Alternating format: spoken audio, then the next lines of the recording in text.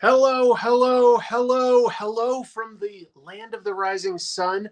Over here it's morning, so I would be saying Ohio gozaimasu, but for most of you it's probably the evening.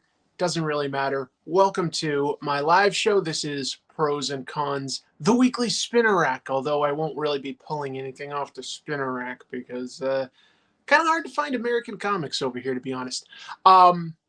Somebody says hooray. Well, I'll answer that with a yata. um, Great to see you guys. I do have tons of news written out on paper, old fashioned. Yes, konnichiwa, Kevin. Nice to see you. Donatello does machines. True. Hello, sure. Just giving a few shout outs here to the folks that are able to be here. I appreciate it. I know I'm doing it a day later. It's all because of travel time, but I love doing this show, so it's just really fun to do this. And there was tons of big comic book news to talk about. We're going to talk about stuff like Martin Scorsese's somewhat, how would I call it? Like incisive attacks on comic book movies. We're going to talk about AI. There's a lot of AI drama in the world of comics this past week, but we're going to talk about some fun stuff too, like Transformers and some other recently announced comics that are coming out soon. Honestly, I had so much news I couldn't even like really include all of it. Like there were little tidbits of things that I wanted to include, like the fact that Sophie Campbell is announced that she's wrapping up her Ninja Turtles run with issue 150. She's been writing that book since issue 101. What else? Werewolf by Night is going to have its black and white Halloween special released in full color. So I know I've only got so much space to fit things in. So, you're playing a little bit of the YouTube algorithm game with that title. But anyway. Yeah, he probably doesn't hate comics, but he does say that he doesn't really care for comic book movies. Yeah, right. Didio went on some sort of a podcast or something and said some weird stuff. Anyway, hey, look, the Torii Gates. This is something I actually did this past week. This is Fushimi Inari Shrine, and I went there. I've done a lot of great stuff. I cannot wait to make this into videos for you guys. Let's see. I went to a place called Rat Sunrise, which is some guy has started collecting vintage 70s and 80s vending machines. Like, what happens to all these vending machines here? Well, I made a little video about that. He's got them operational. He has a whole staff dedicated to keeping them running, and chefs cooking the food in them. Let's see. What's been my favorite part of Japan thus far? Honestly, just getting to spend some quality time with my wife, Tsuma. Just getting to spend time and not have either of us have to worry about like work or anything like that. That's been the best part. I'm the first two story arcs into JoJo, so I'm not too far into JoJo. I definitely see lots of JoJo merchandise here. JoJo's Bizarre Adventure. But tell you what, let's get into the news. I don't really have graphics, so I've just put up some royalty-free images of Japan behind me. I hope that keeps things somewhat interesting. Oh, thank you for the comment about the shirt. I got this in Osaka. Oh, that's right. Excuse me. I did get this in Harajuku, which is sort of like the young kids' fashion area. What is it, Takashita Street or something like that? I forget. Yeah, I like Joe Matt. We talked about him last week on the show. Sad news, but we've got let's start with some fun news, folks. Let's start with some fun news. Transformers. Everybody's getting excited about Transformers. I don't blame them. The first issue comes out tomorrow for most of you, Wednesday, and it is already sold out on the distributor level. Completely sold out before it even goes live. They've completely sold out. Very impressive. And so Skybound has actually announced a second printing of that book. There are going to be some unique covers since it's a second print. We've got art by artists Jason Howard, who worked with Kirkman on, what was it, Astounding Wolfman. We've got Louis LaRosa. He's done a bunch of stuff with Rick Remender, and Greg Tuccini. So I definitely recommend Googling those names when you get a chance. There's some great looking covers if you haven't gotten the first printing. Let's see. Kevin says, I got the first issue of Transformers today. My store gets everything a day early. They're risking breaking some rules there and could get in trouble, but we won't report them here. Let's see. Owen's Reviews says, I think the comic I'm most hyped for is Transformers 1. Gods might be a close second. I'll read that just to say. Yeah, I mean, for me, it's the Daniel Warren Johnson thing more than Transformers, but I was a massive Transformers fan when I was a little kid. And on my Comic Tropes channel, I did make some episodes about Transformers, one that you guys might like that you might not have seen yet. I show 30 pages of a Transformers comic that I made when I was 10 years old. I made a 60-page Transformers comic. It's terrible, but it's kind of funny. Hey, Shirley, love you. Thank you so much for house sitting and watching out for our animals. We really appreciate everything you've done for us. Oh, and cool. EJ Sue is here. Yes, I've also seen it because I'm still on the proofreading list for Skybound. It does have some, I would say, more than one shocker. It looks great too. It just looks great. And congratulations, EJ did a variant cover. I'm not sure which retailer that was for off the top of my head, but EJ drew a beautiful Transformers cover. EJ's drawn many Transformers stuff when it was at IDW. Oh, that's nice. Owen's Review says that loves EJ's stuff on that. Yeah. There's so many comments. I can't get you all, especially because I'm doing this all on my little phone, so it's a little harder to catch the comments. Let's see. I love that video. The only technical fan fiction thing I've ever written myself was also Transformers. That's awesome, Kale. That's awesome. We didn't go next to the ocean to draw. I did draw in Akihabara, and that's where I am now. I'm in Akihabara, part of Tokyo. I drove for like about 5 hours yesterday. We rented a car. I'm going to make a video about renting cars in Japan. It's great. Let's see. How long will the comic be going, and how long will Daniel Warren Johnson be writing it? It's an ongoing, no end in sight, especially with these numbers.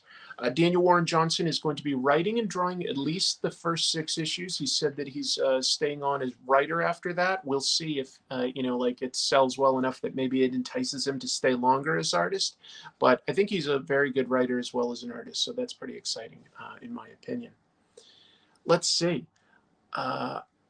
Yeah, it is interesting renting a car here and driving on the other side of the road. So there's video potential there. And I'll also make one about Rat Sunrise and just the video in general. I mean, just the trip in general. So did driving on the opposite side throw you off? I would just say for the first like 10 minutes or so, it sort of feels like you're learning to drive again because you're paying attention to everything. You're like, okay, my blinker's on the other side. My gear shift is on the other side. I'm on the other side of the car. I'm driving on the other side of the road than I expect to. So you're paying attention to every aspect of driving again. So, yeah. Oh, making Indiana Jones comics at 10 years old? That's awesome. That's awesome, No Eyes. I think that, I'm not always a huge fan of adults making like fan fiction comics because I sort of feel like put those creative energies towards your own ideas. I think that could get you further and you could potentially monetize it more easily. But when you're like 10 or something and you make a comic like that, I love that stuff because that is true passion. That's what I think it's great. Well, that was a lot of time to spend on the Transformers, but I loved Transformers so much as a kid. And you know what? I did buy a Transformer out here. I did. I got in line one morning because a new Guts figure from Berserk came out on the 30th, and I wanted to get one, so I got in line to get this Guts figure. And while I was in line, there was also a brand new Transformers figure for Twin Cast. That's the rebuilt form of Blaster. And I was like, it wasn't much, so I was like, I want a Transformer again. I loved Blaster. Twin Cast is pretty cool, so I did get that.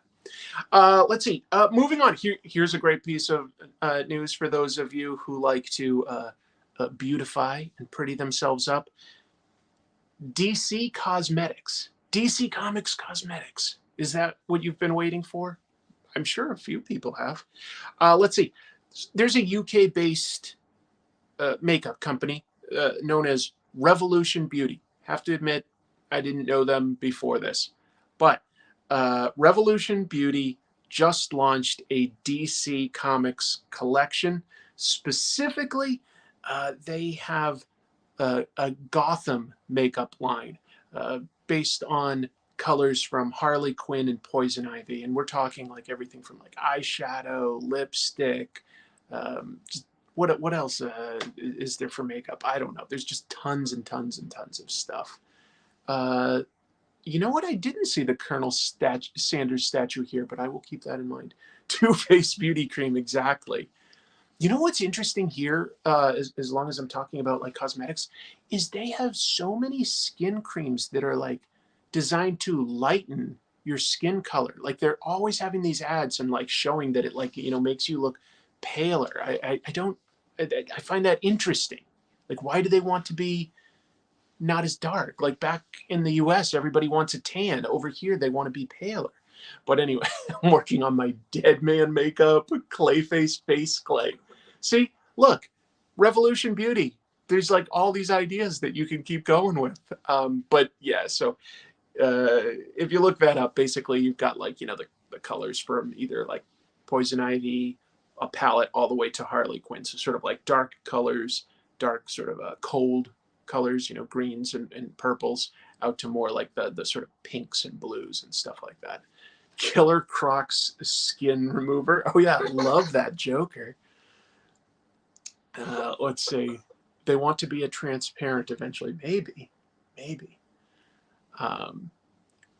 So get ready for DC Comics makeup. I can't wait for Batman lipstick personally, but you guys know it's I've been painting. I don't have painted nails now, but I like doing that now. So I might do that someday. Let's see. EJ says this, and he would know better than me. He says, in Asia, it's all about girls and pale skin. I have noticed that there's all these cosmetics that like want the girls to have like really fair skin. It's, you know, it's just interesting because back in the West, we're all about tans. But here they want to get themselves paler. Batman did shill underwear, actually. When I was a kid, we had underoos. Moving on, Dr. Seuss comics, folks. Dr. Seuss, famous book writer for children's stuff. I guess, you know, we've seen animation, so maybe comics isn't that big of a stretch. I don't know. But yeah, there's going to be some Dr. Seuss comic books. Specifically, what we're talking about is at New York Comic Con, which I will be at in what? Just over a week. Wow. There's going to be a panel with two creators, Art Baltazar and James Kolchalka. Art Baltazar has gotten actually both of these guys are Eisner winners. Art Baltazar, you might know from something like Tiny Titans. James Kolchalka from things like American Elf. They are hosting a panel about adapting Dr. Seuss into a graphic novel. Yes. Approved by his estate. So these are official. They're going to make some sort of graphic novels with characters like Cat in the Hat, Sam I Am, The Grinch. So if you've been like, I sure love that Dr. Seuss, but I wish it was broken up into panels. Well, your dreams can come true. Your dreams. Well, they're not out yet. But yeah. Like the SpongeBob horror comic. I don't know anything about the SpongeBob horror comic. I hope they leave out the racist stuff. One would imagine. Moving on. One comic that I thought sounded cool is an anniversary issue for Red Sonja. Red Sonja has been in comics coming up for 50 years. Marvel started that 50 years ago. Now, of course, it's at Dynamite, and Dynamite is going to have a one-shot to sort of honor Red Sonja's 50th anniversary in comics. It's a steampunk-based one-shot with some people that have worked with Sean Gordon Murphy on like his White Knight Batman stuff. For instance, writer Katana Collins. She's written some of that, White Knight universe stuff. So Katana Collins writing, an artist named Cuber Ball. Not sure who that is, I'm afraid. But a variant cover by Sean Gordon Murphy. And Sean Murphy's art is pretty awesome. Pretty awesome. Steampunk Red Sonja. We've seen so many things of Red Sonja as a barbarian. I think it's actually a pretty solid idea to mix that up a little and re-envision it. It made me realize we haven't gotten a lot of reimaginings of Conan, with the small exception of when Marvel has had the rights. They've put him in stuff like What If, and of course, most recently, they had him on the Savage Avengers, which is sort of like a new way of looking at the character. But I can't think of lots of things Red Sonja has done to change up the setting and the environment. But I don't know. It sounded like a good team. Legendary Red Sonja. That comes out December 6th, so not too far. Not too far. Let's see. There was a 1/6 scale steampunk Red Sonja that was released years ago. I did not know that. I did not know that. I guess I need to up my Red Sonja knowledge. I've let you guys down, haven't I? Let's see. Sean Gordon Murphy's art is what kept me reading White Knight, the writing. Yeah, hit and miss, I would sort of agree. I really liked, actually, the premise of the first White Knight series. Didn't really care for the second series. Like the third one with Batman Beyond again. Interesting. I love Robert. Is it Robert R. Howard, or I thought it was Robert H. Howard, but I could be wrong. Gendy Tartakovsky not having a Conan versus Red Sonja special out there is akin to a sin. That would be cool. That would be cool. Yeah, Gendy Tartakovsky. If you know what is a shame is that Gendy Tartakovsky's Popeye never reached fruition, but you can find some test footage on YouTube. I recommend looking that up. Robert E. Howard. Right. Thanks. Tell you what. As long as we're talking about Dynamite, Gen V came out, a spinoff of The Boys, on Amazon Prime. And first of all, I mentioned that for the comics piece because right now on Kickstarter, Dynamite is offering Boys stuff to sort of coincide with the launch of Gen V. Pretty good deals too if you like The Boys or you haven't caught it yet. These are good prices. You can get any of the 3 omnibuses that tell all the Boys comics. They're each $75. I think they're normally about $100, so that's less than usual. And then they have several issues of The Boys, just the Virgin cover, like just the Derek Robertson art, no trade dress, no logos, no indicia or anything like that. And those are each about $20. So if you go to Kickstarter, Dynamite is having that. If you like The Boys or if you haven't read The Boys, these are good prices, worth checking out. I've seen the first 3 episodes of Gen V, and it's very much akin to the Boys TV show in terms of tone, but some very different characters in a very different setting. I like it. Look, this is not going to be a show for everyone. It is R-rated in terms of like sex and violence. But I think that The Boys, yeah, I agree. I made an episode about this that was ripped off by a channel.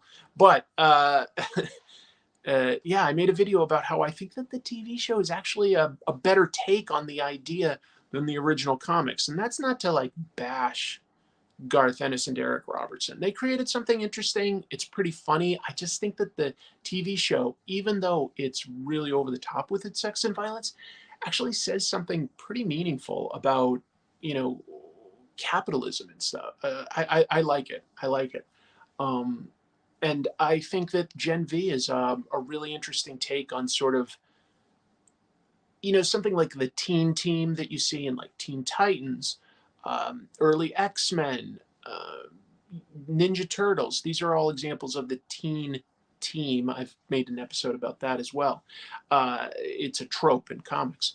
And, and, um, um, um, um, great presentation skills, Chris. Jeez, what is going on? Uh, Gen V takes that and really puts it in a different environment than we've seen before. It's definitely violent as hell. It's and yet surrounded by all sorts of corruption. It really highlights the innocence of some of these teenagers that are going to university, and you're rooting for them to not be fully corrupted. You really are. So I like it. I think that Gen V is definitely worth your time. And I'm not surprised. It's got the same producers that are looking at, what do you call it? The Boys, Eric Kripke, Seth Rogen, Evan Goldberg. But the showrunners are Tara Butters and Michelle Fizakis, and they've done some really good TV shows over the years. I think they did Reaper. They definitely did the show with Agent Carter, which I think was a underrated Marvel thing. Like, Agent Carter was a good TV show. V for Vendettine. That's pretty good. That's pretty good. Anyway, wanted to mention that. So let's talk about Martin Scorsese and exactly what he said. Let me put this in context. Martin Scorsese has said before that he doesn't care for comic book movies. He thinks that they're shallow, essentially. And I want to make it clear that I am not going to outright attack Martin Scorsese because, come on, he is a fantastic director who has made so many great movies consistently.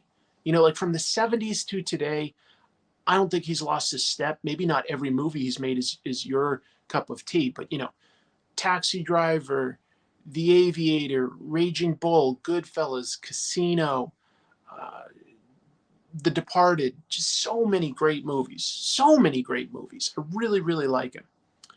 And he had a comment this week.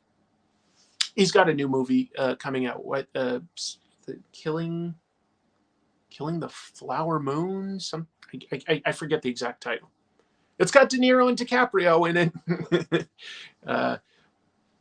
But I don't know. I think that there's a little bit of hypocrisy here if he's not paying attention. That's why I'm talking about it.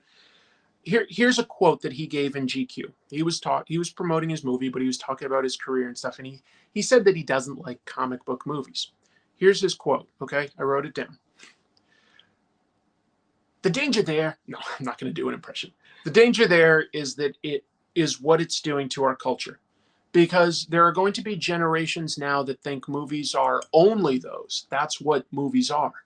Talking about comic book movies. They already think that, which means we have to fight back stronger. And it's got to come from the filmmakers themselves. And you'll have, the Safdie brothers, and you'll have Chris Nolan. You know what I mean? Dude, Chris Nolan made the Batman trilogy, the Dark Knight trilogy. Come on. That's one of the two go-tos that you're going to point to as like fighting back against comic book movies. I feel like he didn't think that through. Look, I get what he's saying to a degree. So the most popular movies are stuff like Avengers and stuff. If you have so many of these, and we do get, I don't know, 6 to 10 comic book movies a year, I get it. But I would argue that there's always been popcorn level hit movies. Going back to stuff like James Bond in the 60s. It's not like James Bond is especially deep. It's just fun. It's fun action adventure. I think comic book superhero movies are the modern version of stuff like Star Wars and James Bond. I don't think that that's that big of a difference. It's what's popular right now.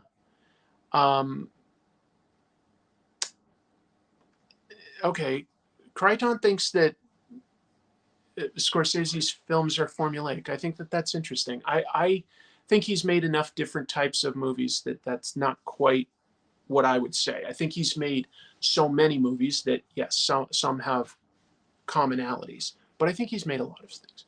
Yeah, I'm sorry, I missed one that I wanted to say. Right, King Kong and Godzilla, like they were hit movies, you know, on a different scale, but they were hits, and you can't say like King Kong is as deep as say Gone with the Wind, you know, or something along those lines. But they're like you're gonna say that say the average Western back in the 70s or something was as deep as you know a drama like I don't know what came out in the 70s, man. This is hard to like think of good examples off the top of my head. Maybe I should have prepared better. Sorry, Mr. Scorsese.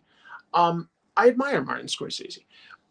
I think that also he's talking about superhero movies, but I think that there are comic book adaptations outside of superheroes that have been quite deep. Road to Perdition, History of Violence, those are good movies. Ghost World, there are well done serious dramas based on comic books first of all, and then I think even within the superhero realm, I do think that you encounter sometimes things that are special. You know, I'm trying to think. I think that the Dark Knight trilogy is a pretty darn good, like especially the Dark Knight itself. That's a good, deep superhero crime movie. Um, let's see. Kerbal says Scorsese's main issue with comic book movies is their prevalence, not really the films themselves. He just wants it to be easier for smaller scale films to get made and be successful. Well, I do think that that's something Hollywood should strongly consider because we've obviously seen that even people aren't necessarily going to go to the movies as easily in a post-pandemic world. Fast X made a profit, but it didn't make the same level of profit as the previous movies because not as many people are going to go just see a blockbuster just because it's a blockbuster. It's still got to be pretty entertaining. And so I do think that Hollywood should strongly consider more comedies and horror movies, for instance, things that don't cost as much but still entertain. So anyway, just a few random thoughts, I guess. But I do still want to see Martin Scorsese's new movie. I don't quite agree with him that these things are. He had another quote here. He says that superhero movies are blah blah blah. Here's the quote. It's almost like AI making a film. Maybe if you're just watching the trailers, but I feel like if you sat down and you were going to compare, I don't know, Aquaman to Avengers Endgame, that it's not really the same. It's not really the same. If we add something like Into the Spider-Verse, that's a comic book adaptation that did things very, very differently. So we'll see. We'll see. Not that he's completely wrong, but it is a little weird that he was like one of his examples. Like, we need the great filmmakers like Chris Nolan to come combat superhero movies. It's like Christopher Nolan loves superhero stuff. He says that he loves James Bond and that he made a Batman trilogy. There's a book coming out to benefit Hollywood writers, as long as I'm talking about Hollywood. It's called General Strike, and there's like a host of an anthology book, and she is known as General Strike. It's an anthology dedicated to the struggle for economic equality and helping Writers Guild of America members affected by that 5-month writers' strike, which I'm glad has ended. A lot of TV, live TV type stuff is coming back in terms of like talk shows and stuff. And script work will be done on comic books adaptations again. Some of the people involved: Grant Morrison, Brian Michael Bendis, and a whole host of TV writers. They're going to be writing for this anthology. Black Mask Studios is the company putting this out, and they have pledged that they will match the writers' fees they will match that amount in donations to the Entertainment Community Fund. That's a fund for, professional writers that have fallen on tough economic times, fell out of work, can't pay their bills. Good. It's available on Kickstarter if you're curious about that. On Kickstarter, it's called General Strike through Black Mask Studios. For me, Grant Morrison is always a draw. Grant Morrison's always a draw. Here's some drama. Are you guys sitting down? Sit down. Buckle up. Hold on to your kneecaps. Glasses on. It's not that dramatic. I amuse my wife. Galaxy Comics is a store in Wisconsin. They had a fire last Tuesday. So just sort of passing on the word to people in that area. Apparently, so like they share a building with apartments above, a restaurant beside, and there was an old washing machine in the building that the employees, I guess they said at the restaurant would sometimes use. And unfortunately, an electrical fire started from a washing machine. Oh, wait, you haven't reached your kneecaps yet? I'll give you 10 minutes to reach them before I continue. But yeah, so there was an electrical fire. Here's the good news. No injuries. Looks like the fire department was able to get there pretty fast, and they contained it to that washing room. So it doesn't seem like there was necessarily any damage to the store itself, but it is closed for now. And yeah, they said that the owners just said that they do expect to be able to reopen soon. So washing machines catch fire all the time, but they're washing. That water cancels out fire. I know that from the old Battle Beasts toy commercials. Fire beats wood, wood beats water, water beats fire. Hey, it's my best bud in the whole wide world, Hoodie Coco. Let's see. He says, I remember when the Marvel movies were direct-to-video Captain America and bootleg Fantastic Four. So I don't really care what Old Man Eyebrows thinks. This is a golden age. It's a treat for those of us who grew up like settling for things like TV shows like Mantis. We were like, that's sort of a superhero thing. Bionic, not the Bionic Man, the $6 Million Man versus, Bigfoot. That we would settle for these things. So yeah, thanks for coming by, Hoodie. Appreciate it. Anyway, good luck to Galaxy Comics. I really hope that there was no smoke damage to any old books, anything like that. Wait, say, hold on. You're questioning my water beats fire? That logic went out the window when you have Pokemon that have water, electricity combined. Oh my goodness. I hope you're enjoying your trip. It's okay. I'm having an excellent time. I can't wait to share some of it with you guys in a video. If all the movies that were coming out for comic book stuff was, Steel and Supergirl from like the 80s, if it was that, I'd go like, yeah, Martin Scorsese has a point. But I think that generally, I think that they're better than that. I'm not saying that they're always the deepest things, but they are entertaining, and there's some good art in those. There's some good art. Let's see. Larry, thank you so much for the super chat. It's a Japanese tropes verse. Hello, Chris and friends. Watch some Takashi Miike films while you're there. I'm trying to think of one that I might not have seen, but I like that. I still love the Incredible Hulk TV movies. It's what we had back for then. Yeah, this will be the last show that I'm doing here in Japan. Next Monday, I'll be back to my regular schedule. I'll be back home, so I'll have my cool setup and everything for that. I can talk about some actual comic books for reviews. And then, yeah, actually, like I'll be back after that. But I am going to New York Comic Con after being home for a couple days. Yeah, the Mutant X TV show. Someday I might make an episode about the crazy lawsuits that were involved behind the scenes on that. That's pretty wild. Great Yokai War is a fun one if you haven't seen it, but I assume you have. No, I haven't actually. I'll keep that in mind. Hey, it's my best friend in the whole wide world, Randy Stone. Generation X TV movie. Matt Frewer was kind of fun, but why not use an actual villain from the comics? I don't know. And they changed Jubilee to be a white chick, if I remember right. Yikes. Yikes. All right. Let's do some fun news. Let's go back to some fun news. Howard Chaykin wrote on Mutant X? I didn't know that. Good for him. Get paid. There was a rumor about the upcoming Thunderbolts movie by industry insider Can We Get Some Toast? Can We Get Some Toast tends to be pretty accurate most of the time. They said they were talking specifically about the Sentry. Now, this is a rumor, so who knows if it's accurate. But Can We Get Some Toast said that Steven Yeun is definitely playing the Sentry, and that he will be wearing a 100% comics accurate costume in it.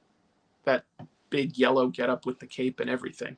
But that he's only part of the team for the first 2/3 of the movie before something dark rips him away. To me, that implies, if accurate, that maybe the Void, the Sentry's sort of dark alternate personality, could be the enemy for Thunderbolts. No, they didn't cancel Thunderbolts. It's moving forward. It's got the cast. I think that they've even done a bunch of filming. So we'll see. I wasn't expecting Sentry to be such a big, important part of the movie, but maybe. All I can say is I do like Steven Yeun a lot. He's a good actor. He's really, really cool.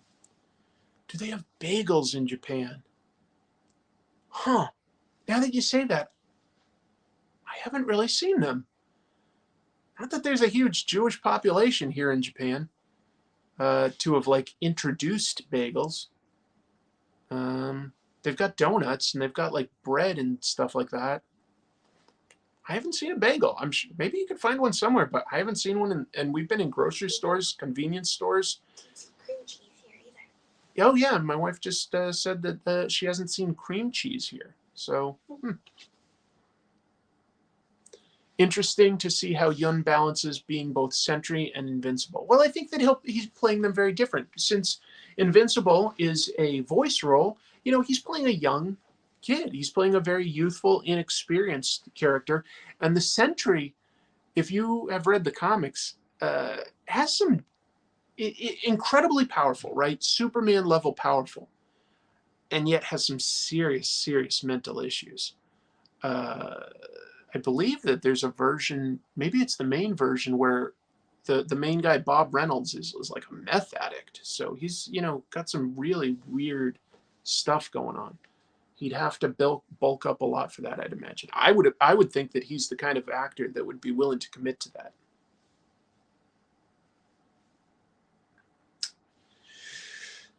Moving on. It's just a rumor. Don't quote me. Let's talk about some AI stuff. There was a bunch of AI stuff on social media this week, especially as it relates to comic books. The first thing I want to mention that not everybody may have seen is on The Atlantic, there's an author called Alex Reiser, a journalist, I should say. And Alex has been writing a series of articles investigating the AI tools for a data set called Book 3. And he had an interesting article this week. He has created a searchable database that you can just click on and type in any author you can think of, and it will look up by name to see whether that author has, without permission, by the way, had their work studied by AI for Book 3. And here are some of the names that I put in, and I definitely found work by Scott Snyder, Frank Miller, Stephen King, Robert Kirkman. I was just trying to think of some big popular authors. All of them had their work essentially stolen for some of this AI stuff. Nobody gave their permission. I think that's pretty shitty, to be honest. That's how AI seems to work, is that they create these models with they opt in writers without asking their permission.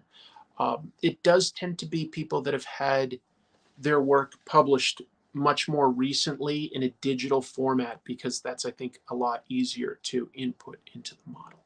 So not great. Um, yeah. So Alex Reiser has a searchable database. It's kind of fun in a way to like put in your favorite authors and see who's in there. Um, Honestly, there's a great chance that they're in there if it's somebody that you've read in the last couple of years. Yeah, let's see. I wonder. Yeah. Well, speaking of the weird fingers, now I'll talk about the art side of it. Art. I'll call it more imagery than art. People say AI art. EJ Sue pointed out to me a better term would be just AI imagery, and that's much more accurate. Uh, DALL-E, that's DALL-E version 3, came out recently. And a bunch of people have been posting like how easy it is to make comics now with the DALL-E 3 system. I think that they all read like shit. There's no pacing. They break rules all the time.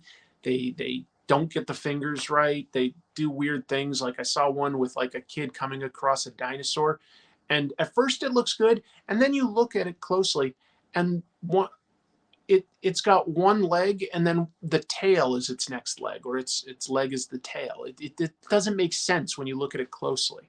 There's all sorts of weird mistakes, or like there's a little boy in it and his nose is drawn in different styles in each of the 3 panels. It's like you don't notice that at first, but when you look more closely, you're like, oh, it's kind of garbage. Yeah, it can make images that are sort of consistent now, but it has no respect for like pacing or anything like that. It can't write for crap. There's a guy, like sort of a tech bro, I guess, Amar Reshi. He posted this on Twitter, that DALL-E 3 makes it so easy to create comics, and he made a Batman comic, a 4-panel Batman comic in 5 minutes, he said. Well, you look at it, and the first panel is obviously Mike Allred. And then the 4th panel is obviously Brian Bolland. So first of all, inconsistent art styles. But second of all, it's taking their art without permission, which again, I think is just so morally bankrupt. Uh, if they're going to create these tools, fine. But instead of like training it on people without their permission, I mean, you really have to have it opt in instead of like opt out. It just seems so broken. So broken. But that's not, yeah, I've seen a bunch of stuff on Twitter, especially. Twitter seems to be very into promoting AI art. I'm having a lot more fun talking about comics on either Blue Sky or Threads these days. But Twitter promotes certain things, I think. I know it's supposed to be called X. I can't get used to that. It's still Twitter. Terrible branding. Terrible branding.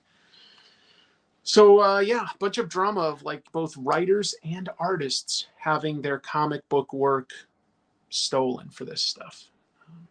Not great. I'll go back to something kind of fun and funny. Let's see, Twitter's the home of scams, so yeah, AR is a plague there. I really think we as a species have not progressed to the point of where our technology has. I think that like humanity will always have its technology sort of outpace our ability to control it. That's just our history, you know. We create things that help us, but we also create things that hurt us. This too shall pass. It will. It will. There'll be sort of a fulcrum point at some point where it balances out. But I still think we should be aware. You know, I saw Mike Allred saying like, you know, he was very disappointed to see his work stolen like that. And I don't blame him. I don't blame him. I want to talk about Spawn. I want to talk about something Todd McFarlane is doing with it. Spawn has been added to Call of Duty. And at first you might be thinking like, supernatural superhero with a huge ass cape in a, you know, realistic military first person shooter. How does that happen? It's in Warzone. Warzone Season 6 launched this week. So that's like where, you know, like 25, 50 people all get to fight each other over an increasingly shrinking map. Now you can be Spawn in there. Todd McFarlane said he felt it fit because Al Simmons does have a military background. And that is true. That is part of its it's his background. I'll call the character his. Here's the most exciting part about it, though. Ready? Spawn in Call of Duty Warzone is voiced by Keith David. Keith David, great actor, awesome voice. Voiced Spawn in the HBO cartoon back in 1997. He has come back to voice Spawn. That part's cool. That part, I have to admit, is very, very cool. Let's see. Thank you for the super chat again, Larry. Speaking of Japan, I'm curious if you know about the band Ruins. I don't, but let you have something here. It's a drum and bass duo with Tatsuya Yoshida on drums, and he's a freaking genius. Okay, so you've given me two things to look out for. The Ruins. Arigato gozaimasu for the donation. Very cool. Yeah, okay, people are excited about Keith David. That's cool. Love his voice, yeah. Keith David is good in everything. Yes. Yeah, so that is kind of cool. I agree. Keith David voiced Goliath from Gargoyles. I didn't watch that one. I was, I think, in college at the time. Does Keith put on the sunglasses in Spawn? A nice reference to some John Carpenter movies there. I like it. Very nice. So that's kind of cool. Makes me a little curious to check it out. I do have to say, I like Call of Duty games. I have no time for them, but I do like Call of Duty. There was a time where I was pretty darn good at them. Let's see. If you Google bagels in Japan, you'll find a lot of shops in Tokyo. I'm not surprised that they exist. I don't think that they're common. I really don't. We've got more news. Where are we? How long have I been going? Not quite an hour. Not quite an hour. Right? Am I reading this clock right? Yeah. Okay. You know what? I need some coffee. I need some coffee. Ruins are a wild punk Zappa magma madness. Okay. Okay. I remember The Cape. 6 seasons in a movie. Or 1 season.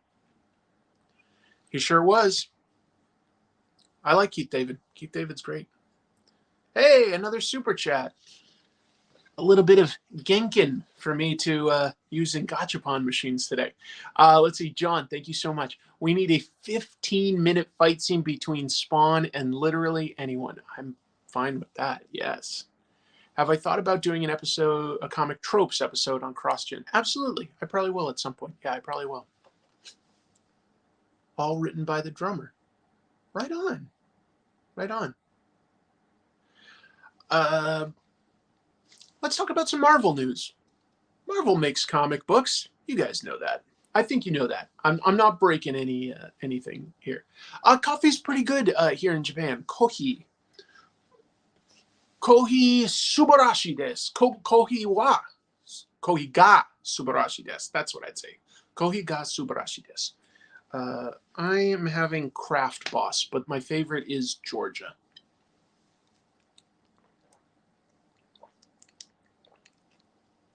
Spawn and Scorpion are the same in Mortal Kombat. Okay. 15-minute scene of Spawn looking for bagels in Japan.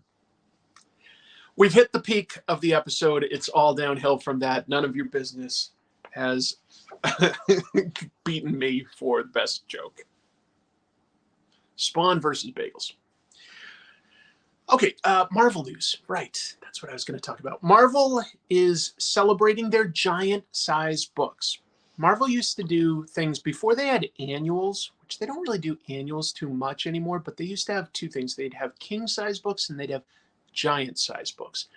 Giant-size, it's a little distinction. Giant-size books were basically their crossovers, okay?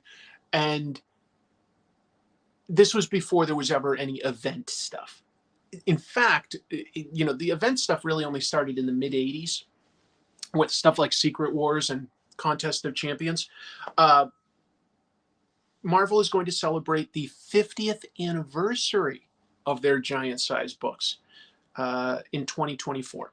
So they're going to do two things. First of all, in December, we're getting a facsimile of the first Giant Size Superstars. That was a Hulk versus Thing issue. Cool. Facsimile editions, pretty cool. You get to see the original ads. It looks just the same. Very cool. Anyone ever held a Giant Size Man-Thing? Chances are good that somebody in this audience has held a Giant Size Man-Thing, no matter how you interpret that. No, Steve, that was not Keith David. That was a different actor. That was not Keith David. And then they're going to do a new Giant Size issue. This will come out January 24th. And wait a minute. Yes, January 24th. January 24th. Miles Morales Spider-Man versus Dylan Brock's Venom. So, Spider-Man versus Venom, but the new Spider-Man and the new Venom, or the newest, or a different version anyway than Peter Parker and Brock. So, going to be written by Cody Ziegler, art by Eben Coelho. Good team. Sounds like a fun thing. Cover by Brian Hitch, so that looked cool. Giant size price tag with those, yes. Giant size paste pot. Giant size paste pot Pete. Marvel, you want to write a good paste pot Pete story? I've got some ideas. Hire me to write giant size paste pot Pete versus, whoever. The kangaroo, the lizard, the Electro. Anyway. Let's see. What else has Ziegler done? Cody Ziegler, I think wrote Thunderbolts recently. I'm blanking. I am completely blanking. That's so frustrating. Giant size Peter Parker, right? Spider-Punk. Paste Pot Pete versus Stegron. Stegron the Dinosaur Man. Absolutely. Spider Slayers versus Paste Pot Pete. I would love to write a Paste Pot Pete comic. Hey, Chris, did you ever hear of the Japanese heavy metal band Loudness in the mid-1980s? I don't think they were ever popular in Japan, but they really rocked. I'm pretty sure I have heard of Loudness. Loudness sounds familiar. I'd have to listen to a song, which I can't do here because then I'd get, copyright claimed. But that does sound familiar. I think I have listened to Loudness. There's a giant size Whizzer. Whizzer is a Golden Age super speedster because he had mongoose blood put in him, which we all know. A mongoose is very fast. If you have their blood put in you, that would make you super fast. It's just science. Paste Pot Pete forming his own Frightful Four. That would definitely not work well. He would not be able to get the top tier villains, but that would be fun to try. I have an idea or two for Paste Pot Pete just because I've joked about him for a while. Marvel's doing another sort of anniversary thing. Apparently, I'm not an expert on this one, but it's the 10th anniversary of Star Wars Rebels coming out. So, to celebrate that, Marvel's going to do a huge series of variant covers across their Star Wars books. All of them are going to be drawn by Caspar Wingard. Look him up. Cool artist. Really nice, clean style. Really good. He's going to be doing variant covers for Star Wars and Star Wars Darth Vader from January through April. So quite a few issues. And they're all going to feature characters from Star Wars Rebels. Ahsoka and Hera and all the rest of them that you're seeing in the Ahsoka TV show, which I've been enjoying, to be honest. Looking forward to Loki this week, though. That will be cool. That will be really cool. I don't think I mentioned Derek Kirk Kim, but he's a great cartoonist and writer. He does great stuff. Yeah, Ahsoka finale tonight, or this afternoon if you're me. Let's see. Wasn't Caspar Wingard an X-Men villain? Jason Wingard was Mastermind, if I'm remembering correct. Boy, why do I know that stuff? This is spelled differently. Casper Wingard is, I've got my notes. Wingard. Wingard. Can you use that in a sentence, please? Anyway. I talked about Marvel. It's only fair that I cover their distinguished competition. Let's give some DC news. This is a book that DC has coming out. Oh, Derek, I see Derek is in the chat room. That's really exciting. Derek, I'm a big fan of yours. That's really, thank you for jumping in. That's really, really kind of you. After I do a little bit more news, folks, I will show you some of the manga that I got here in Japan. There's one that's really, really rare. I'm pretty excited to share it with you. I should have teased that at the front, but if you stay here, you're going to see a really cool, rare, hard to find manga from the 70s. Really hard to find. I can't wait to share it. But I'm going to do some more news first. Okay, so DC. DC is putting out this book celebrating their weirdos. Okay? I can only hope that Space Cabbie is in it. I don't know yet. It's called Strange and Unsung All-Stars of the DC Multiverse, a Visual Encyclopedia, written by Stephanie Williams. She did that Nubia book, Nubia from the Wonder Woman Amazon stuff. And we're sticking around. I'm shaking with anticipation. Good. I hope I get you guys shaking so hard that you vibrate right through the walls. I learned that from The Flash. That's a thing. Kevin Street says he's got ideas for Space Cabbie.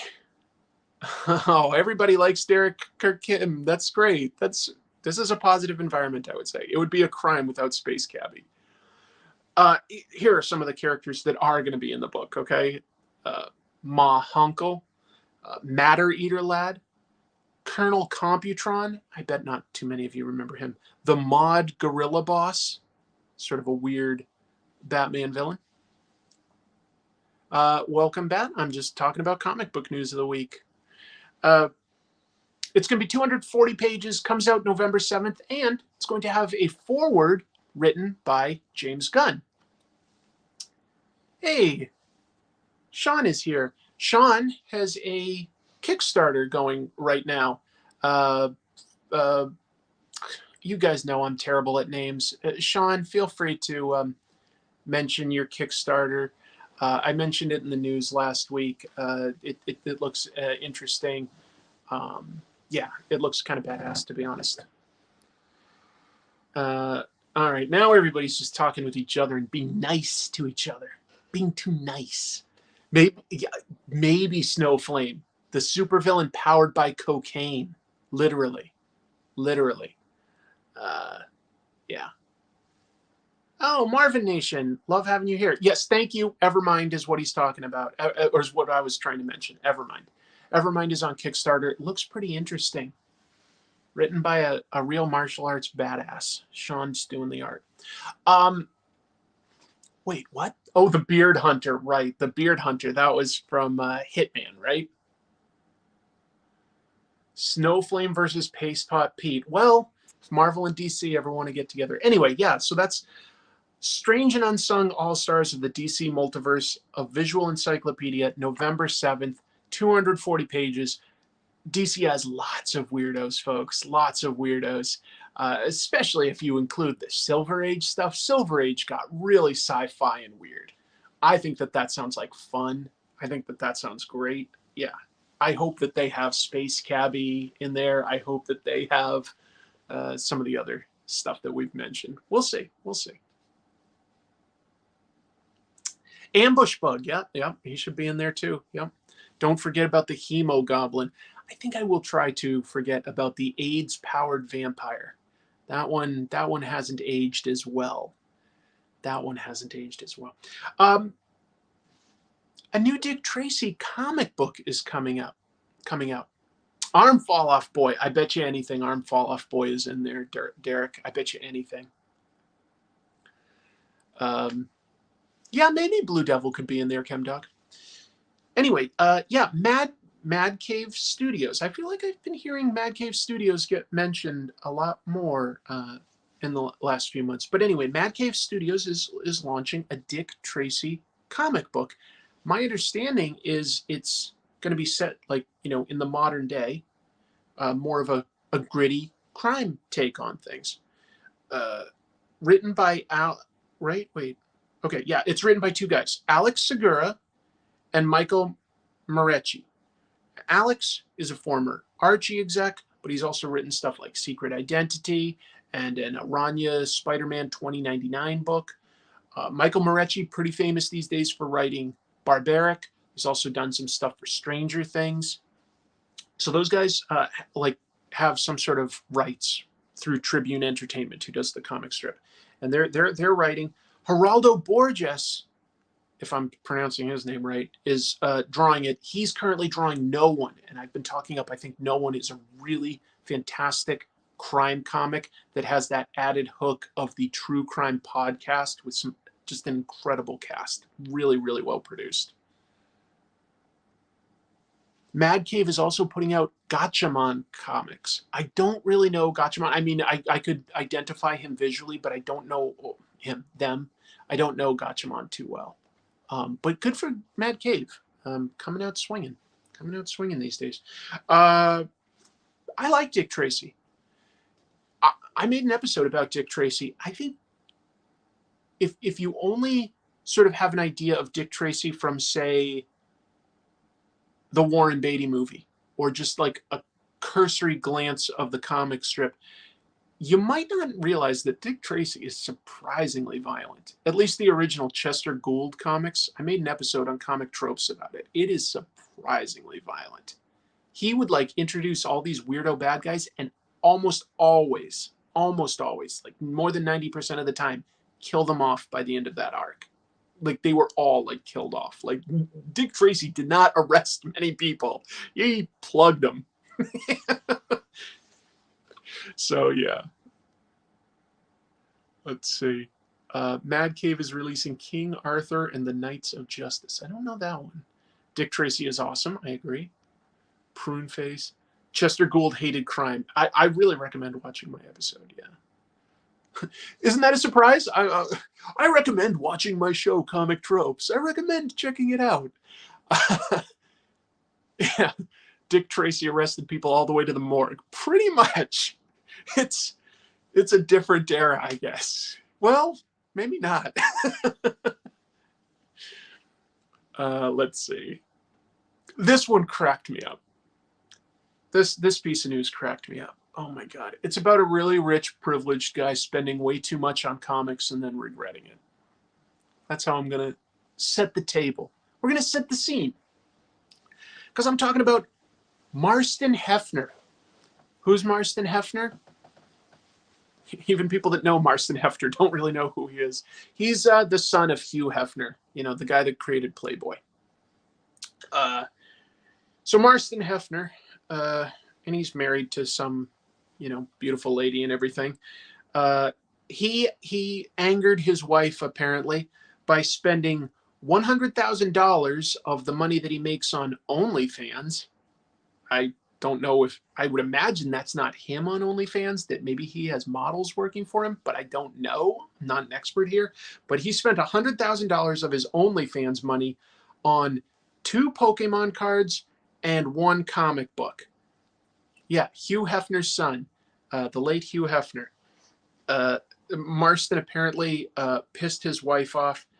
The comic book was a CGC 5.0 graded copy of Amazing Fantasy number 15.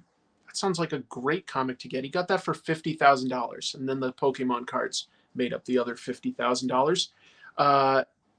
And Marston Hefner told Page Six, that's like some British tabloid, but he talked to them and he said he regrets buying the comic book because it's not where his true passion lies. And his wife said it was like he was just burning that money. He thinks that he invested it. Hugh Hefner did publish a bunch of comics and employ a bunch of really cool Golden Age artists. He needs a new wife, maybe. I don't know. He's like, oh, I wish I didn't buy that comic book for $50,000. Something we can all relate to. Who among us haven't splurged on a $50,000 comic book and then thought, oh, maybe I didn't need that one that badly? From a raw statistic standpoint, Lego is a better investment. Yeah. He says, I love investing in all sorts of stuff, but like my real passion is in like Pokemon cards. Okay, cool. He says that he makes money from OnlyFans. His wife has some sort of a job as like a financial exec or something, and of course his inheritance from his rich dad.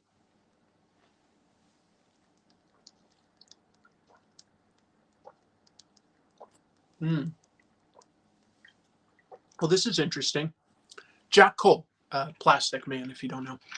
Jack Cole mentioned Hugh Hefner in his last note before his death as a good guy who helped him or something. That's really interesting. Thanks for sharing, Rocket Reindeer.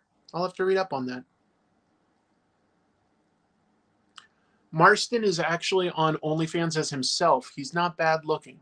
Oh, okay. That's interesting.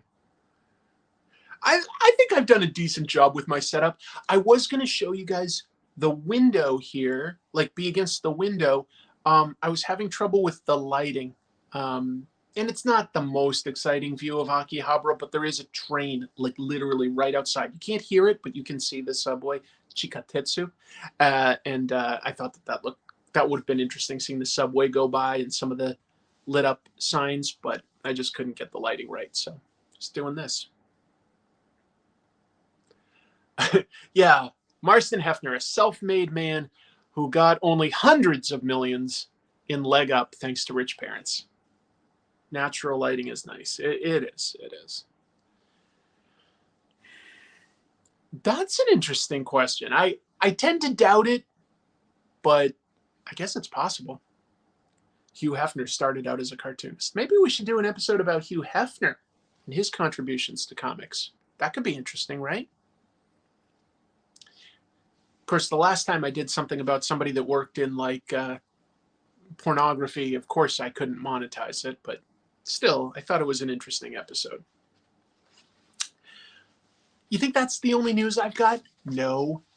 We're going to talk about 2 pieces of news in a row about stolen comics, okay?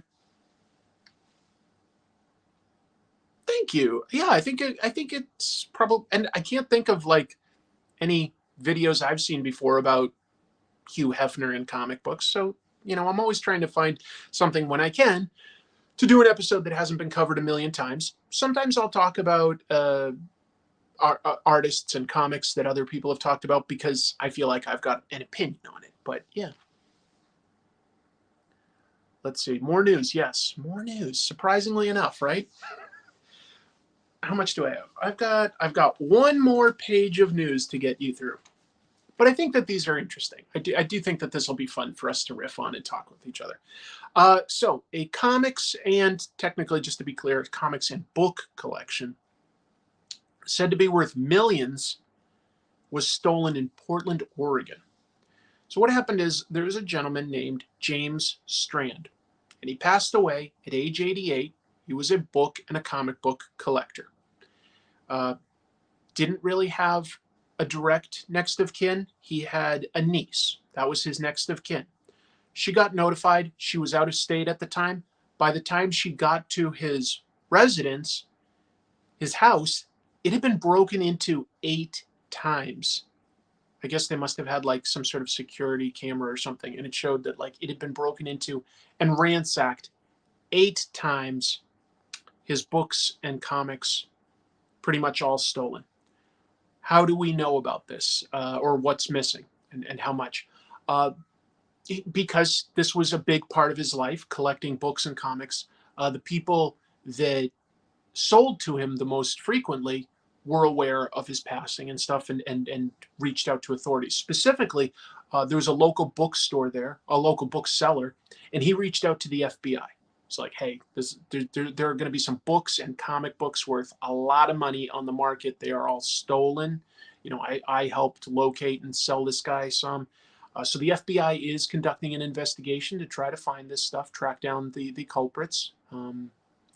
Also, Heritage Auctions. Heritage Auctions sells a lot of comic books and comic book art and stuff like that. They put out a list of the rare comic books that they have sold to James Strand over the years. They noted that, you know, he wasn't known for reselling this stuff, just collecting it. So that if you come across these pretty rare books, and a lot of them are like Golden Age and stuff like that, they're like, there's a great chance if you come across this right now that those are actually stolen. You might want to notify authorities. So there are people watching out for the guy. You know, he's gone, so you know, I don't feel bad for him. I feel a little bad for the niece, like, you know, that would have been her inheritance or something. Although we did talk several weeks ago about how it can be stressful for family members that don't know anything about collections to figure out like what to do when they inherit something like that. Yeah, exactly. Heritage doing something good for once. They aren't the best for like where they how they control the market on prices and stuff. But hey, if the FBI is on that, it's harder to go much higher than that. So, you know, if I was one of these people that stole these books, I'd probably be pretty nervous and maybe think about turning myself in, because it's going to be a lot worse if the FBI is knocking at your door, is all I can say. When you're talking about millions, that is a lot of money. That is a lot of money. But I think if you're curious about this, look up Larry Strand Heritage Auctions in the news, and you'll see like some of the things that they've sold him. There's some really interesting old comics in there. Like the guy seemed to have an amazing collection of books and comics. Really, really cool. But it is also just sad that, like, you know, but who knew to break into his house? You know, like somebody knew that he was dead and that he had a valuable collection. So to me, that implies not just a random crime, but like somebody that, you know, knew about him. Look at me. I'm Dick Tracy now. I'm Dick Tracy. Give me a watch. I'm ready to fight some crime.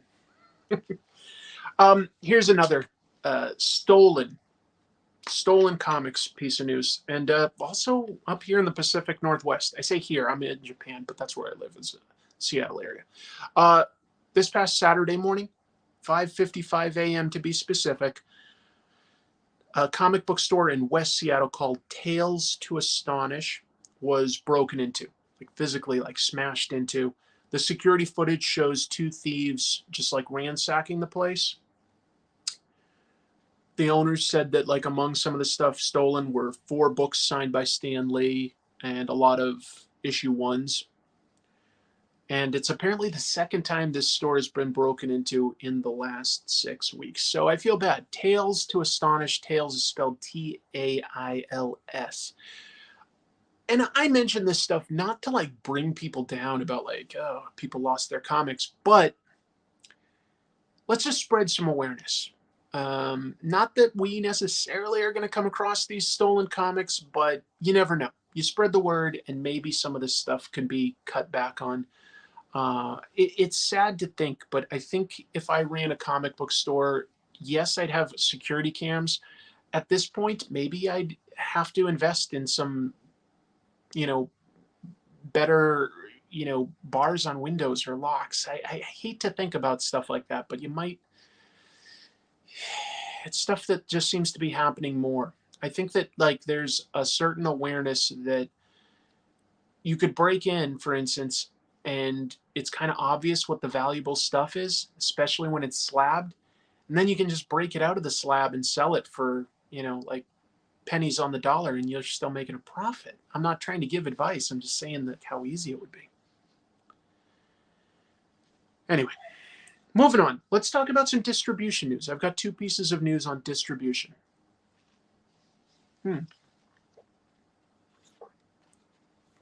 Sorry, hold on. I missed a super chat, didn't I? Let me. Okay. Thank you, John. Thank you. Arigatou gozaimasu. Random request, but have you ever done a deep dive on Mad Magazine?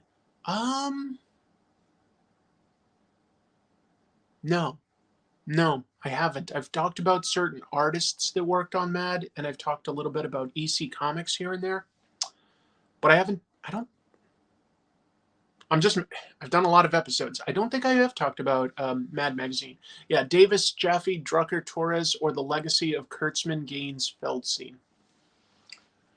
It's there's so much overlap when you talk about comic book history that that's why I'm like sort of like taking a minute to think to myself. I'm like, have I talked about that?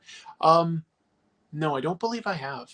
It is something that's like always in my mind. Like I respect those people. I think that there's a lot of interesting friendships there with guys like Will Elder or Al Jaffe. Like he lived to like 100 years old. Oh, by the way, this past week, as long as we're talking about like sort of golden age stuff, there's very few um, there's very few golden age creators that are still alive. Certainly none of like the ones that we would think of as the biggest names. But there are still some artists and writers who started before the Silver Age started. So like towards the tail end of what we still call the Golden Age, but technically still Golden Age creators. I feel like the biggest one among them, and it could be argued, would be Ramona Fradon. She turned 97 this week, and she's still working in comics, folks. She's still working in comics. She's done covers this year for Danger Street and Superman, and I think Wonder Woman late last year.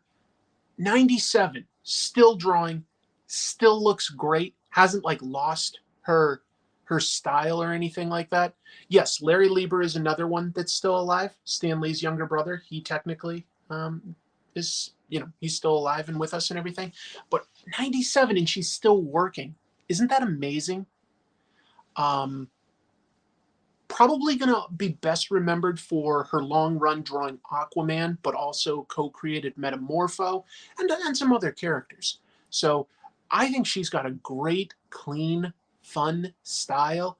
And it makes my heart like, it makes my heart like just so happy to think that at 97 she's still having fun drawing. She still has like a commission list and stuff like that. Just amazing. Just amazing.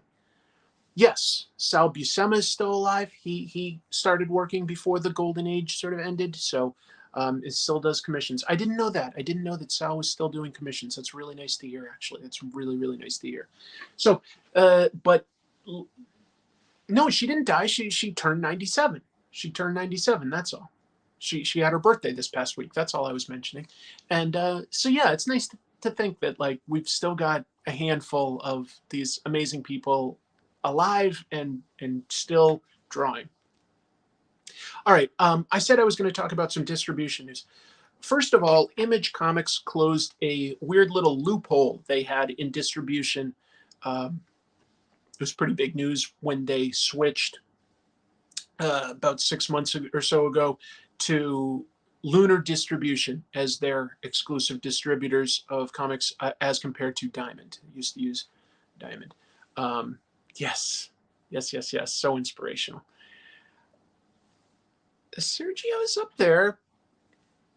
Let's see. I took over the Maryworth Daily Strip for Joe Giellis so that he can do commissions in his 90s. That's so fantastic. I hope I still have the passion for drawing and for comics when I'm that old, and I hope I get to be that old. We'll say probably not. Anyway, Diamond was, even though Diamond wasn't their distributor technically anymore, they were still distributing some delayed books that had been solicited back when Diamond was still the distributor for Image. But that created some confusion for retailers going like, wait, what books am I ordering from who?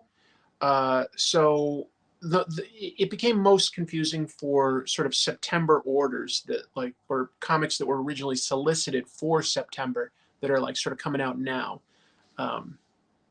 That they were like originally ordering all the way back in July. Anyway, this week Image made a move that those books are now distributed through Lunar. So they're trying to make it at least, like, so that like a comic book store doesn't have to order necessarily from two different distributors for their books. I believe if a comic book store wants to make it easier, they can still order wholesale through Diamond, but there's no real big discount there. Like Diamond is just buying it at the same price like through Lunar, and I think passing that on, not making a profit. But yeah, I don't know. I don't know exactly how the wholesale system works. Weird. Did you really? Congrats that on getting to have a conversation with Ramona. That sounds like a treat. That sounds really, really nice. Here's another piece of news. As long as I'm talking about distribution, I wanted to talk about something Diamond introduced this week. Diamond introduced a new direct auto pay system for their US retailers. Blew my mind that this didn't already exist, but I guess not. So they're saying that like customers that have net 7 or better terms can now have their payments automatically processed on the due date. Net 7 means like payment due within 7 days of ordering. Yeah, just blew my mind to think about that. Like that they that just meant that they just had like all sorts of like, I guess, invoicing systems. Like there was no like sort of like, yeah, I ordered this much, here's my like bank information, you can like deduct the payment. Wow, Diamond is, it's good that the Diamond is trying to find these like, you know, shipping discounts and payment systems and trying to make things easier. But look at how many, if you've been watching this news show, Diamond comes up a little bit in the news with these new innovations that they've added. And it's like they're adding so many right now that it makes me think they could have been doing this, you know, earlier.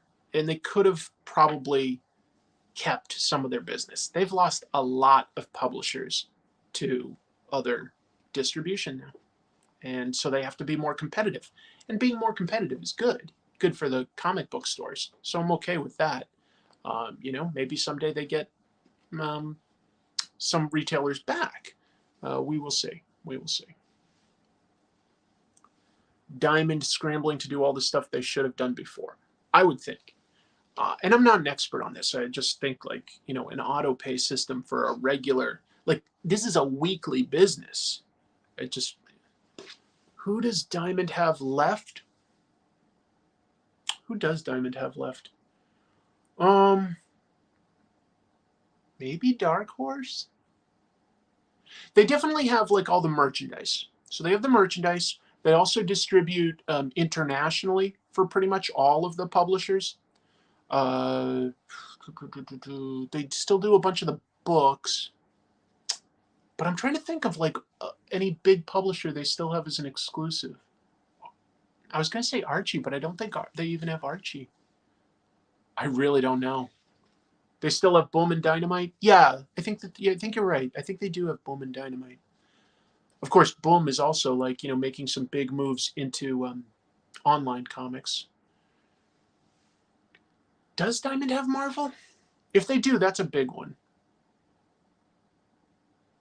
And they have like, yeah, there's not Marvel. Okay, I didn't think they had Marvel. Because there's like, DC sort of has their own distributor, and I think Marvel went with Lunar, right? Diamond probably still uses Alta Vista. You're saying when they use Netscape.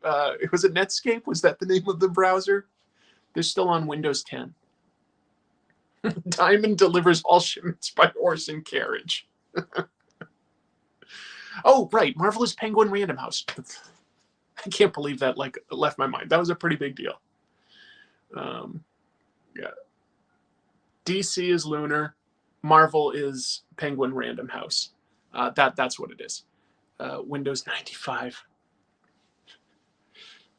Diamond processes all of its orders by telegraph. They have the shop owner stop.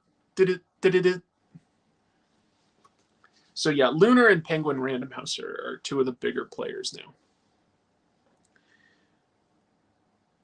Two more little pieces of news that I think are fun. I'm going to end it on a good note for news, and then I'm going to talk about some of the comics that I got, including, again, a very rare manga. Okay. Did you guys know that there was a play made about Steve Ditko's life? I only learned about that this week. I guess it's been out for about 2 years. There's a playwright by the name of Lenny Schwartz, and he made a biography play about Steve Ditko's life with actors playing Steve Ditko, Stan Lee, Ayn Rand. And the play travels a bit in the Northeast. It is now returned to, it's playing in Ditko's hometown of Johnstown, Pennsylvania. I believe that the Repertory Theater operates out of Providence, Rhode Island.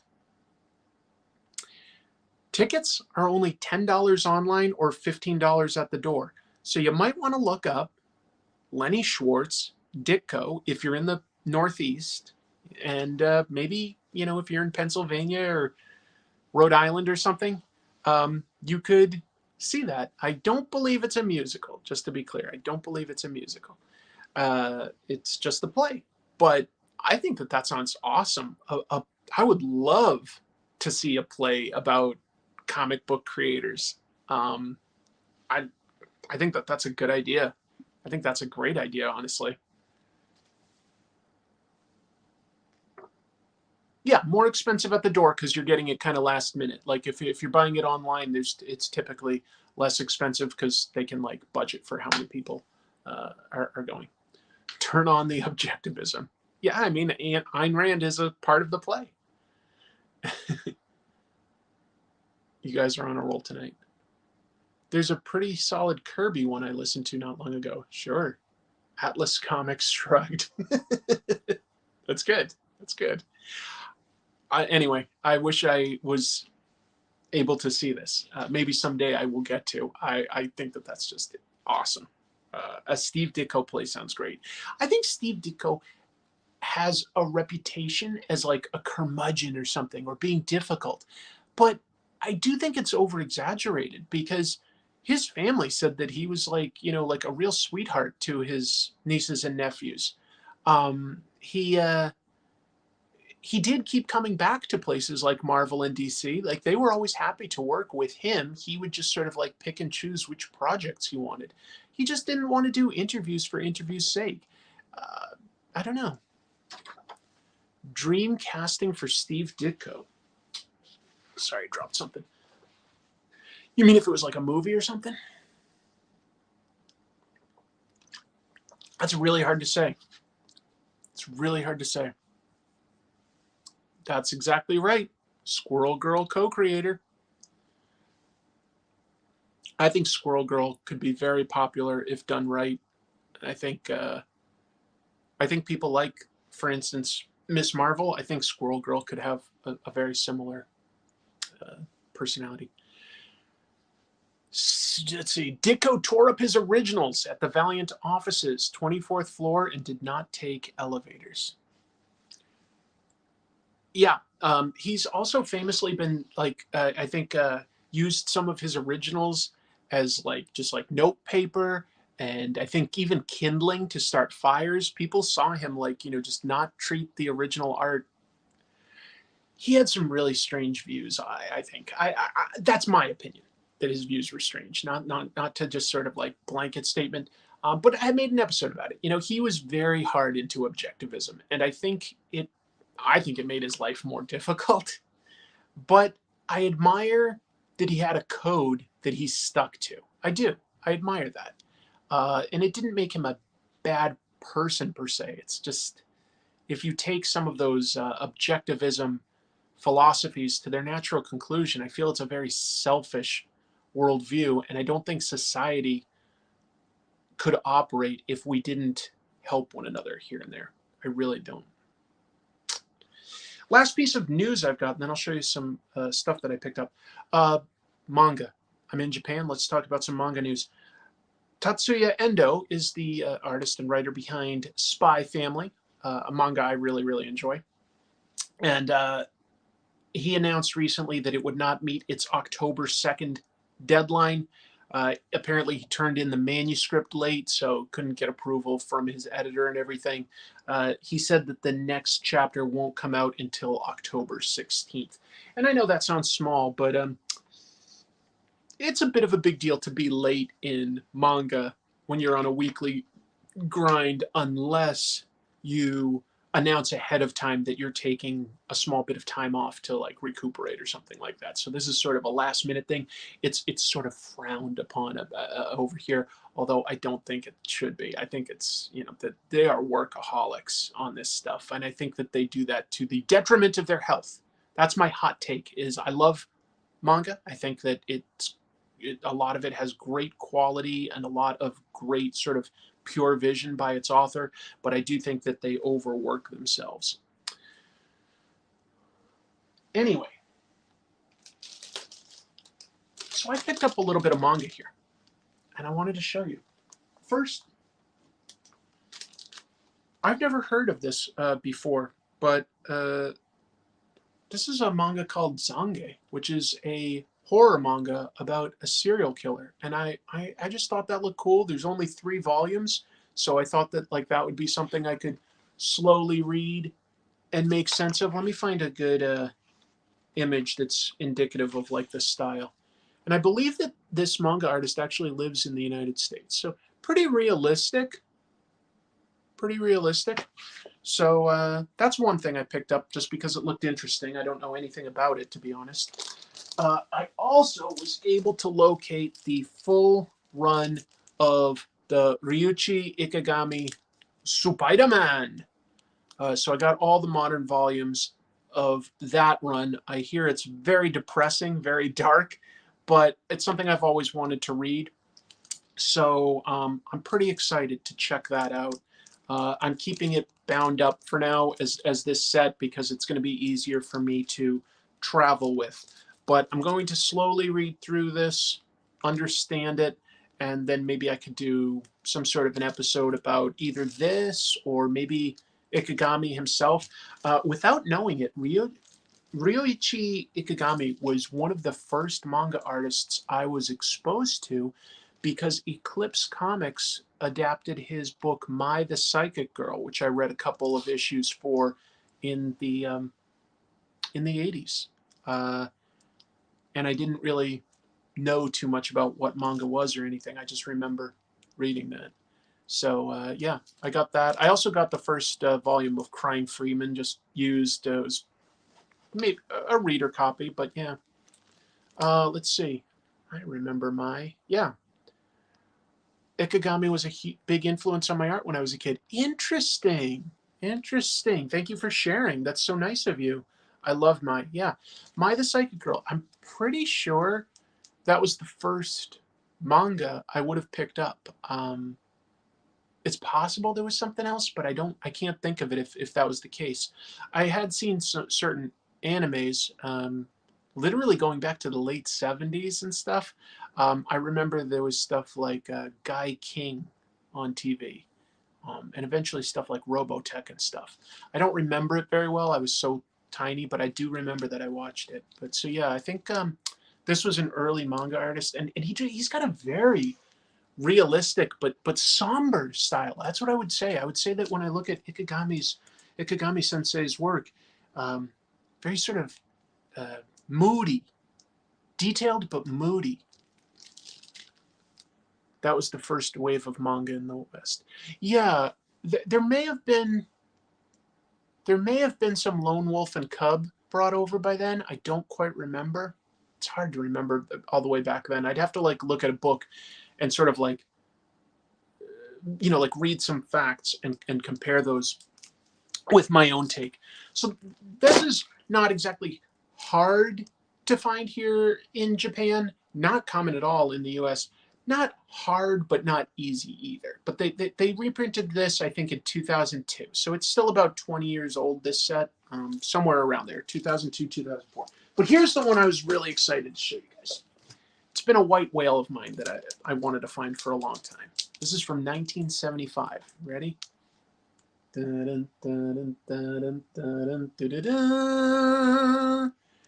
This is Jaws. The same year that the movie came out,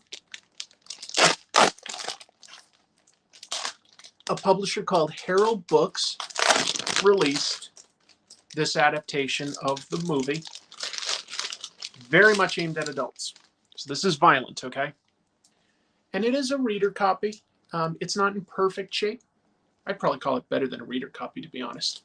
But yeah, Jaws, movie that I loved, and I just, the fact that this exists, I was like, this is going to be hard to find.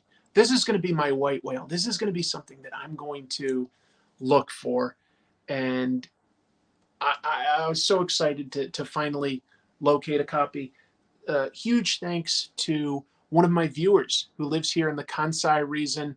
Um, Tom, goes by Tom Zilla. Tom, thank you so much for helping me find this. This is exciting. Let me show you guys a little bit of it. And that, I think that looks cool. Cool. I think that looks cool. Let's see. There's a smell to it. It's older. They've got some photos of the actors printed back here.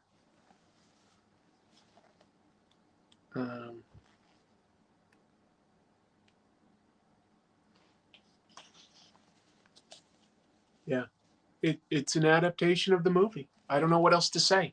You would technically call this Gekiga because it's aimed at adults, and it is violent. So there's Quint getting eaten.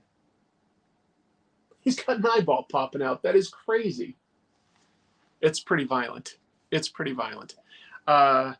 So that'll take me some time to translate and read. I don't expect that at anytime super soon, but I'm pretty excited. Yes, I agree with Marvin Nation. It does remind me of Golgo 13 with that style. And I mean, I was going to say like Golgo 13 was very popular in 75, but I mean, Golgo 13, I believe, is the longest running manga of all time. So just some people at the beach. The fact that they adapted this like fascinates me. Like, I don't know the timing, whether they came out with this when, like, if they started this before the movie came out or just after. All I know is that it says that this was published in 75. So yeah, pretty dramatic stuff. Pretty dramatic. I was very excited to locate that. That was the big thing I was looking for, and I can't believe I actually came across it. So it's been a good visit. I have done shopping. I hiked Mount Inari to see the shrine. I went to the Osamu Tezuka Museum, made an episode there for you guys that I still need to edit. That will take a while. Gonna have to get some images and record some stuff at home. I have made travel vlog stuff about just the stuff that I've seen, and I'll have an episode about how to rent a car in Japan, an episode about the Rat Sunrise vending machine collection of vintage vending machines. What else have I done? I've been to. I'm back in Tokyo. I started in Tokyo. I've been to Osaka and Kyoto, and we rented a car and drove like about 4 or 5 hours up into the mountains to this tiny little town where there were onsen, and I got in the public baths, the hot springs with other naked Japanese men, which is not something I thought I would ever do. And I've been speaking as much Japanese as I can, which seems to be appreciated here. I feel like there are some countries where they don't really appreciate you trying to speak their language if you're doing a bad job. But I feel like Japan always seems to appreciate it. Certainly when we were, in the rural area, very, very little English. And I'll make an episode also, yeah, I said that, about renting a car. I'll make an episode about the Rat Sunrise vintage vending machines because they're pretty bonkers. An episode about about Osamu Tezuka. So I've done some work while I'm here. It's been a vacation, but I've done some work, and today I'm gonna take a small break now and then just sort of shop.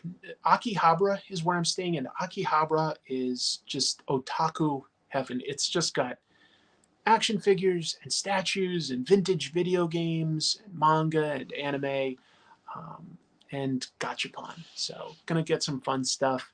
Thank you all for joining me today. That's meant a lot. Let's see, how long have I been going? I've been going for like 2 hours 40, no, an hour and 40 minutes. Is that right? Reading that right? When did I start? There's a time difference. I'm looking at a clock. Yeah. Oh, thank you. Yes, Chrissy's been very patiently just sort of listening to me talk to all of you while she's resting. So she's amazing. She's my travel partner and everything. She's amazing. Yes, if you can give a like, that really does help the channel. I appreciate you guys joining me. What time is it here? It is 10:40 a.m. 10:40 a.m. So I did this first thing in the morning. It's not even time for lunch yet, and we will be going out and exploring a little bit, but taking it kind of easy for these last few days. Larry, thank you so much for this. I'm poking my head up here. Great final stream from Japan, Chris. I hope you enjoy Ruins music and the Great Yokai War. It's the only Miike film I've seen that isn't horrifically violent. It's fantasy, more like Jim Henson style. Well, didn't Miike do that one, Happiness of the Katakuris? I wouldn't call that horrifically violent. That's like a funny musical about a family trying to run a ryokan way up high on the mountain where it's just too remote. I mean, there's a little bit of violence, but not too much. I've been listening. Great stream. Thank you so much for joining. Thank you to all the pros that jumped in. Sean Chen, EJ Su, Derek Kirk Kim. If I'm missing somebody, I'm sorry. But yeah, I'm trying to think. Okay, so my next stream, I'll be home. I'll be able to talk about some of the comic books that came out that week. And then the week after, I'll be able to do a recap about New York Comic Con. Okay, apparently Bernard Chang's Twitch stream starting now. So sorry to overlap there. My apologies, Bernard. Let's see.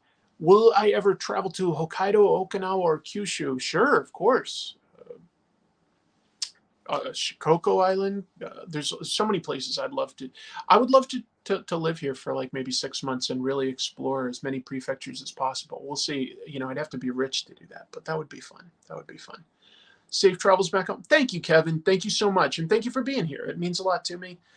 Thank you guys for watching. I'm going to call it a show now. But you know what? You guys have earned something.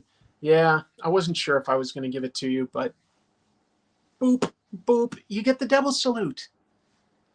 That's a sign of respect. I try to give it to people here. They don't seem to appreciate it. All right, everybody. Thanks so much. Keep reading comics and manga. Take care. Bye.